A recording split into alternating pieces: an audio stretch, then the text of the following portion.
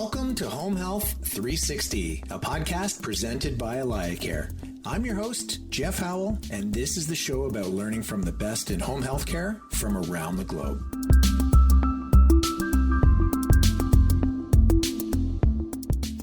Hi, everyone, and welcome to another edition of Home Health 360, where we speak with leaders in home care and home health from across the globe. Today, we are going to be chatting with a couple of folks that live and breathe home health mergers and acquisitions, both from Robinson & Cole, a 175-year-old law firm based in New York, spanning 8 states. We have Kiernan Ignacio, an associate who is a member of the firm's business transactions group, assisting with all aspects of corporate transactions, including mergers and acquisitions and other strategic transactions. Kiernan, welcome to the show.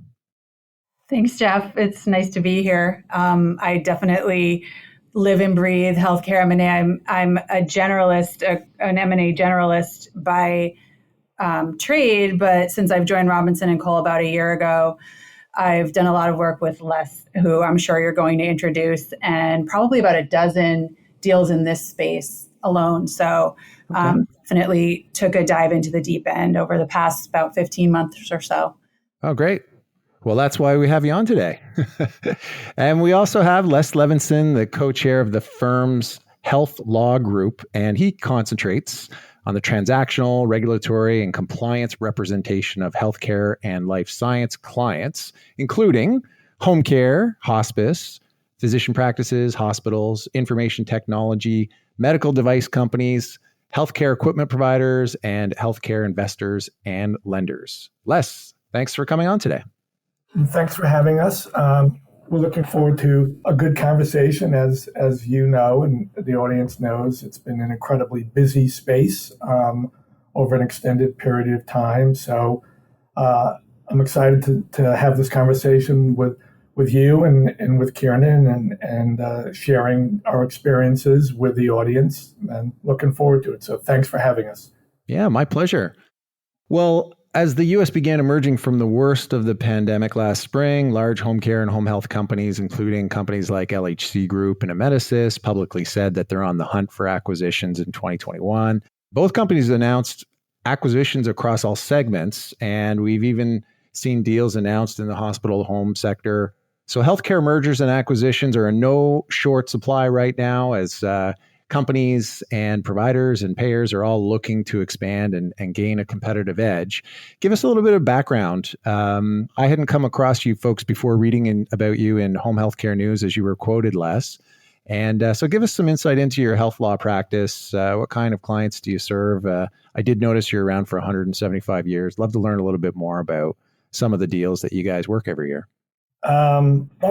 So yes, we've been practicing in this space for a long time. Not 175 years personally, but more than a little over there, more than 30 plus years with a major emphasis, as you noted, in healthcare, and with a particular attributes to home care and hospice. So let's take a little bit of a step backwards and talk about that market a little bit if we can, and then tell you a little bit more about the clients, if that's a good way. Let's do it.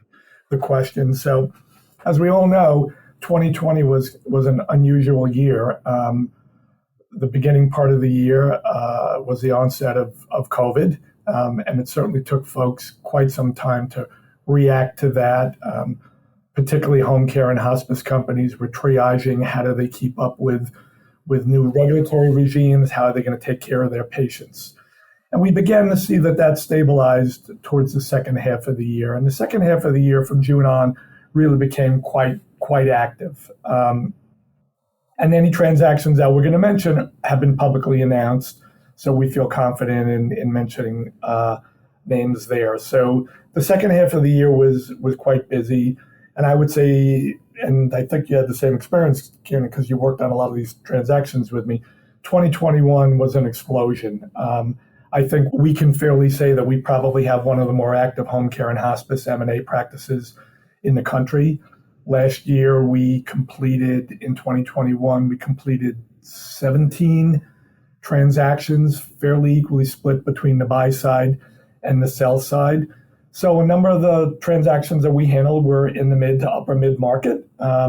Again, a lot of that activity was purely in home care and hospice. Some of the deals are pretty well known within the space. We handled the Symmetry transaction.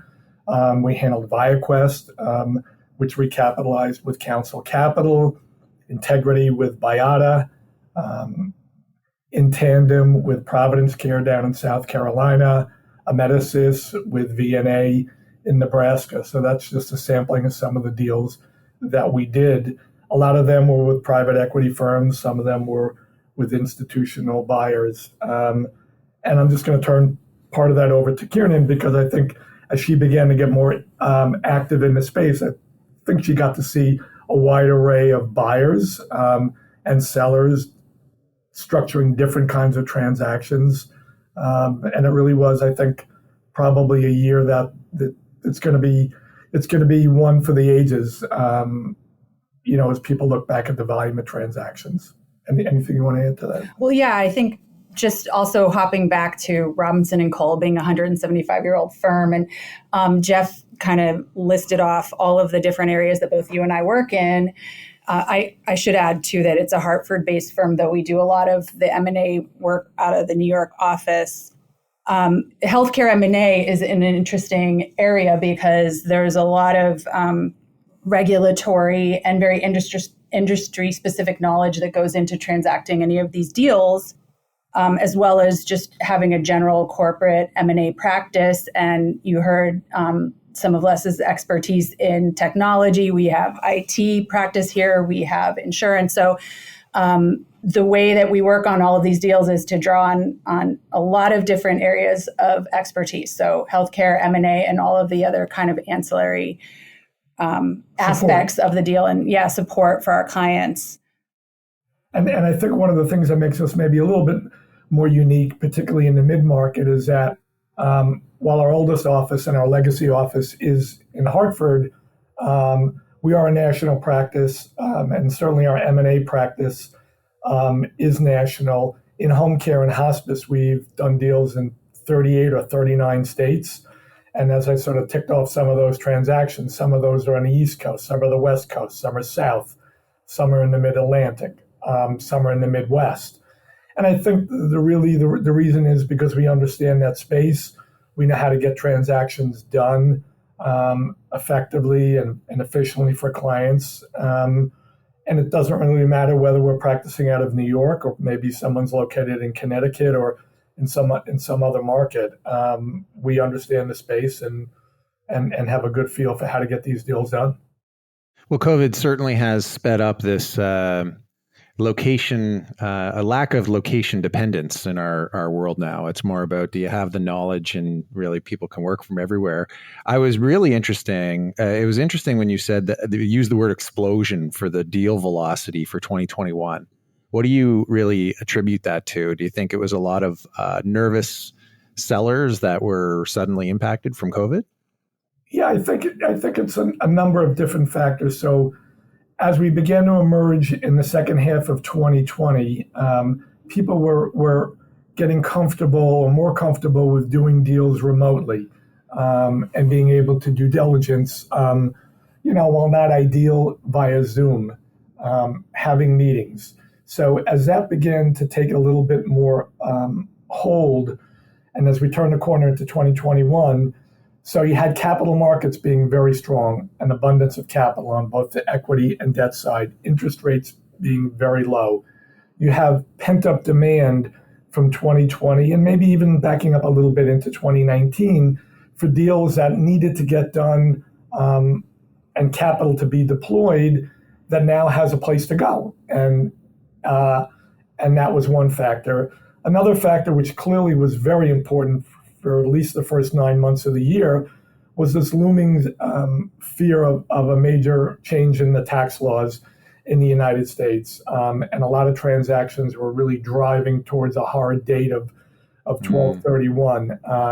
I think case in point, Kiernan, how many deals did we close in December? 5? Right. And I think, Les and I each had probably 3 deals apiece, one, the Integrity deal together, closing on December 31st. So sellers by hook or by crook, closing by 12/31/21. Got it. Yeah. This is the something to do with the capital gains tax was going to go from 23% to 43% or something like that, right? Well, it was definitely some fear that capital gains were going to be raised significantly, at least a 10-point add-on, and that's real money. So, yeah, sure. While you always try to counsel clients that you have to evaluate all the factors in doing a transaction, taxes are certainly important. That shouldn't be the only factor, but when you're looking at a potential large change in what your net is going to be, that's a huge impetus. And there were some deals that frankly didn't get done because they started too late in the cycle, where parties were talking about a transaction in October or even November and saying we want to be done by 12/31, and the answer was it's just not going to be possible. Yeah, my next question was going to be, have you found that the velocity of the deal cycle has changed during COVID? Are things taking longer because you're working virtually, or were things faster because we're just in unusual circumstances where buyers might be that much more motivated? I think we definitely have probably eliminated any delay in timing due to being on the remote side. Transaction teams are pretty much seamless at this point, working from wherever they're working. I think, there's definitely been some COVID related delay built into a lot of these deals where, state regulatory offices are sitting there with stacks of papers because there can't be that many people processing them and things like that. And I think as we got deeper into 2021, we began to see a little improvement in that as people were coming back into their offices, staffs at the agencies were able to pick up a higher volume of work than they had been processing earlier. So I think to really fully answer your question, Jeff, it really depends on the year you're talking about. I think 2020 was a lot different than 2021, as we noted before. I think people got comfortable with how to do all these things remotely. And I think, if anything, the deal pressure was much more in 2021 for all the reasons that we talked about. Pent-up demand, competition for assets, abundant capital, a concern that tax rates were going to change, and we really need to get these deals done. And we were finding that transactions that might normally take 5 or 6 months in a normal cycle were getting pushed and getting done in 90 days. That was really quite noticeable. I think part of it also was that there's a certain kind of reverse efficiency when you're sitting remotely and you're not commuting or having a business travel and go to an airport and maybe your flight's been canceled. You can just work more hours. And I think, everybody in the cycle sort of understood that. One other comment though, as you got deeper into 2021, certainly some resources began to get really stretched. So you were finding that firms that were providing quality of earnings reports or clinical support for transactions were really at the point where they had no more bandwidth. And I think probably to some extent law firms and accounting firms too, later in the cycle we're beginning to reach that. And if you can't have all of those components, it's really hard for a transaction to get done. So that's really, October, November, that's really where the pipeline really got stuffed to the max, and there was no more capacity to do any more deal. Yeah, you can only run as fast as the slowest bottleneck in the whole chain, for sure. So now we're in, knock on wood, we're sort of, everyone kind of feels like we're getting back to normal, but we still live in a strange world with inflation, labor shortages. You're old, or the price of gas is really high when I'm talking about it. I'm a lazy consumer that I've never cared, but with what it is right now, I'm curious what you guys see might be shaping the landscape the most in terms of the macroeconomic factors for M&A activity moving forward. I think there are some consistent themes among both the home care and the hospice sectors. It's the 2 R's, it's recruitment and retention. And I think that continues to be a concern for both buyers as well as sellers in being able to take on the volume of cases that they want to be able to staff, and just having a clearer trajectory as to what your growth pattern might look like if you don't feel like you're going to have the labor supply consistently to staff those cases. Now, I just want to make one other comment and wanted to ask, Kiernan's view on that too. So those have been real concerns, and those concerns have been evident probably going back to 2020.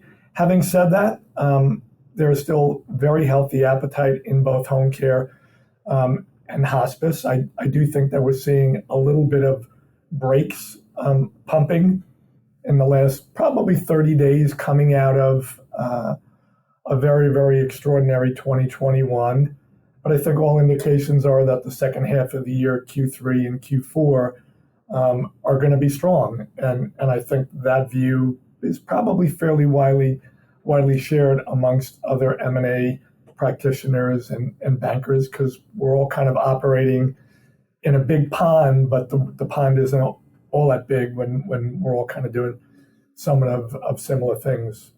Yeah. And what are you seeing? Well, we have private equity funds that need to be deployed. There's money that needs to be spent, and there's going to be enthusiasm in this space.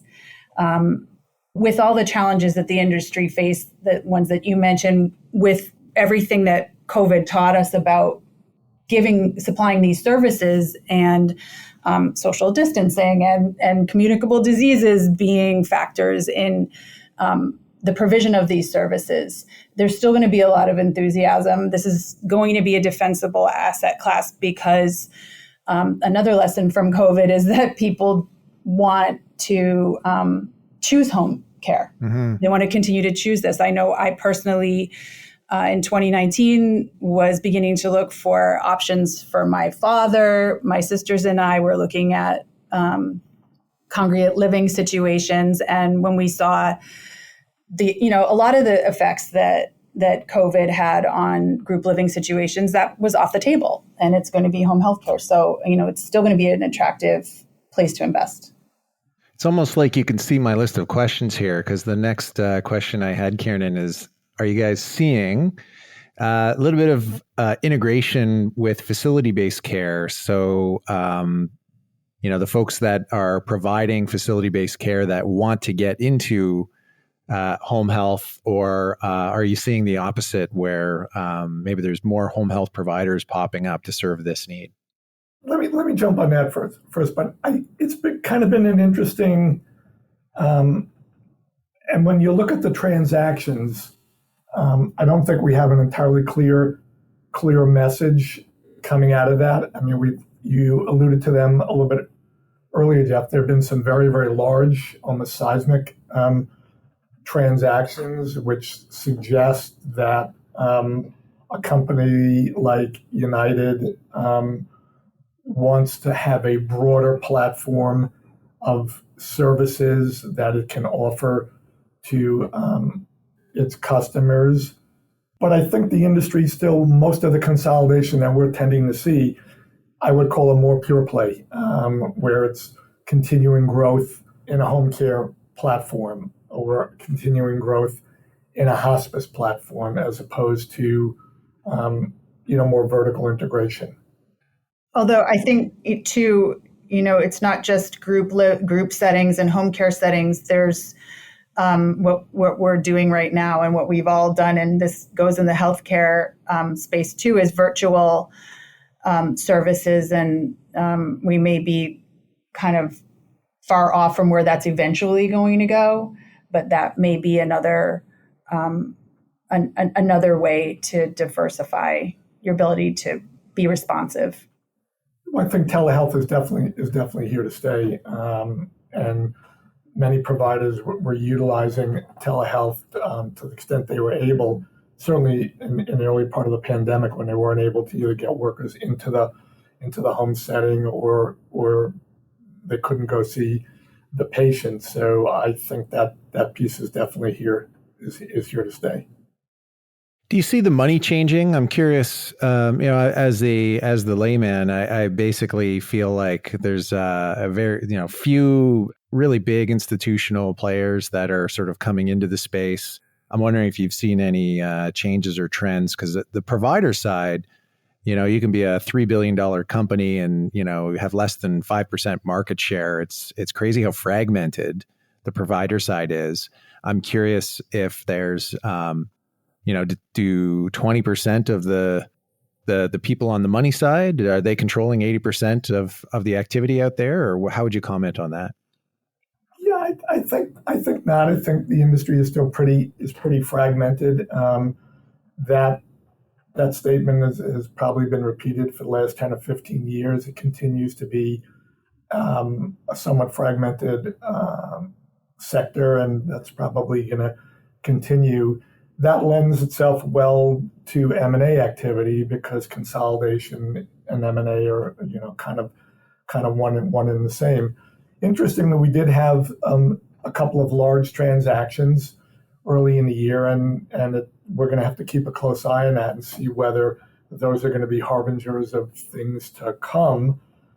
There are 5 or 6 large institutional type home care hospice providers that are publicly traded. I think you know them all. I mean, one of them is now going to be acquired by United, so that universe is changing a little bit. And I think it really depends on the type of transaction that you're doing.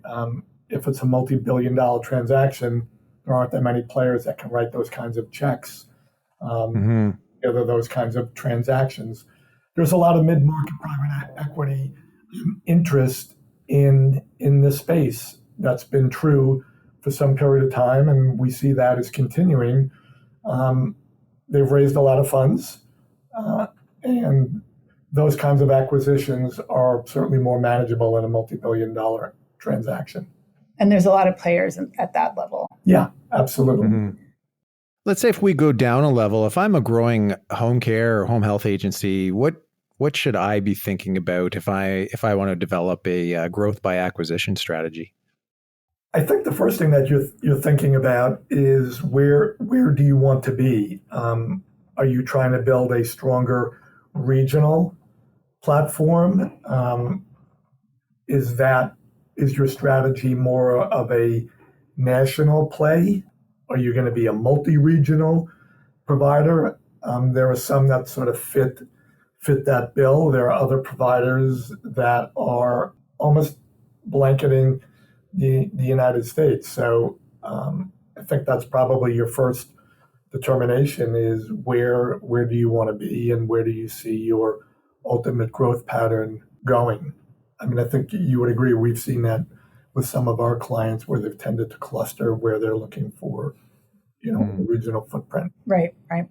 And if I'm, say I'm on the opposite side of that, you had mentioned out of your last 17 transactions, it's about an equal split from you guys representing the buyers and the sellers. So if I'm a seller, how should I be thinking? If I say I'm close to retirement and I want to sell, how can I lessen the complications of derailing a deal, or how should I get my head around, what steps I should be taking as part of my exit strategy? So I think we both have a lot to offer on this question. Let us count the ways. So maybe I'll kick that off, and so it's really important when you're a seller and you're thinking about doing a transaction that you start that thought process early, that you have the right resources around you, whether it's consulting, investment banking, legal, accounting, information technology, and you be as prepared as possible for what will be coming in a due diligence review, and being able to identify some of those potential issues and rectifying them. I mean, we've worked in the trenches on so many of these deals, so think about some of the things that we've had to encounter. I mean, and I appreciate this question, because maybe we'll reach some sellers who, we are always wishing that we got to speak to and advise our clients sooner in the process.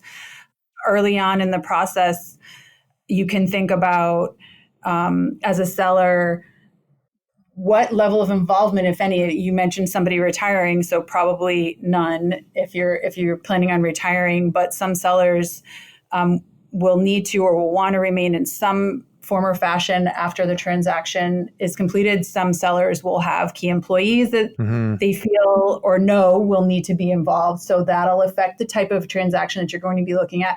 How your corporate structure is arranged is going to be important. You're going to want to sit with certainly tax advisors ahead of time to think about if there are any, assets that need to be owned differently before you go into a transaction, or that type of thing, ways that you can prepare to do a clean transaction. You're going to think about, like Les said, your team. It'll involve maybe consultants, attorneys, accountants, but also probably an internal team. There's going to be people that are going to have to do a lot of work that they're not used to doing in their day-to-day jobs in order to respond to diligence requests, in order to, to move the transaction along. And one thing that we see a lot of from sellers that creates a lot of bumps is deal fatigue as the deal goes on, and as the buyer asks more and more questions, and as more documentation is needed.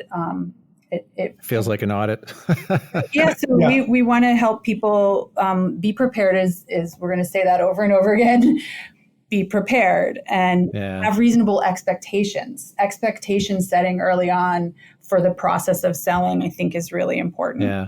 Now, here's a question. So a home care agency is essentially a service-based agency with you could run an agency with really almost no assets. Right. I'm curious what the range would be for typical valuations, whether it's 1 times revenue, 2 times revenue, whatever it is.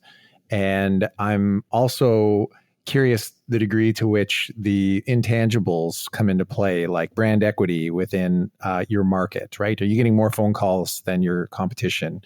Do you have a caregiver retention strategy that's stronger than other firms? Do you have better systems in place? I know it's a very loaded question, but I'm just curious what sort of range you typically see out there, and what are those other intangibles that an exiting agency can really focus on to make sure that they're really attractive to a buyer? Sure. So let me take the first part first, and that's on the valuation range. And I think something that has historically been true in the market, and that's really what's the size of the agency, and typically buyers are looking at EBITDA as their valuation multiplier. So there's a difference between an agency that has $5 or $10 million of EBITDA versus an agency that has 15 or $20 million, and the market has, not surprisingly, tended to pay more for the agencies of a larger scale, and that truism has been the case certainly as long as I can remember. This bifurcation of size. Not that a smaller agency is necessarily run badly or has any particular warts that are different, but that's just really the way that the financial buyers in particular have valued this. The second part, and I think probably the thing that tends to derail deals almost more than anything else, is compliance.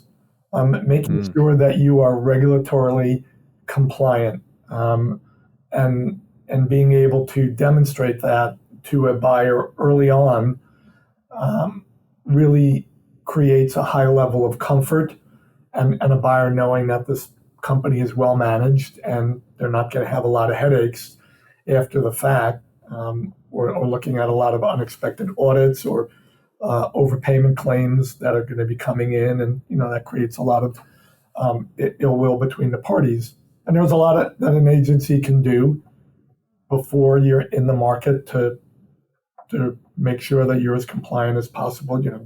Going through your documentation process, your intake process, your billing, as needed. Bring on consultants who are going to run compliance checks for you and give you, regulatory support beyond just traditional legal, because the operational details are really important. And we see this constantly in deals that we work on.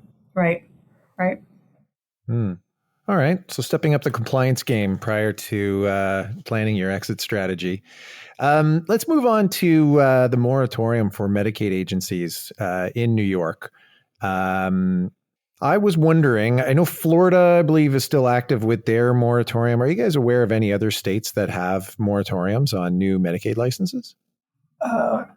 Not that I've heard. California had a hospice moratorium for a while. I think that has been lifted.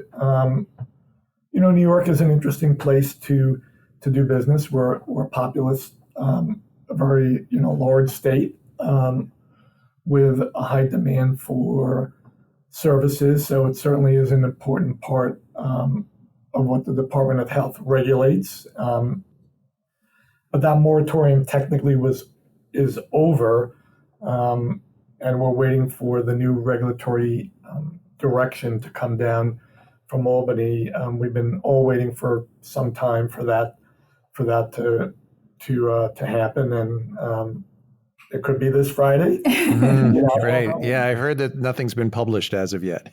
No, nothing's, and we're all keenly interested in knowing what the what the next step is. So people are still continuing to transact, although we're just doing it in ways that are applying. Do you get a sense that the moratorium has served its purpose? How do you feel that it's worked out? I feel, to my knowledge, it's been at least 5 years that it's been in place.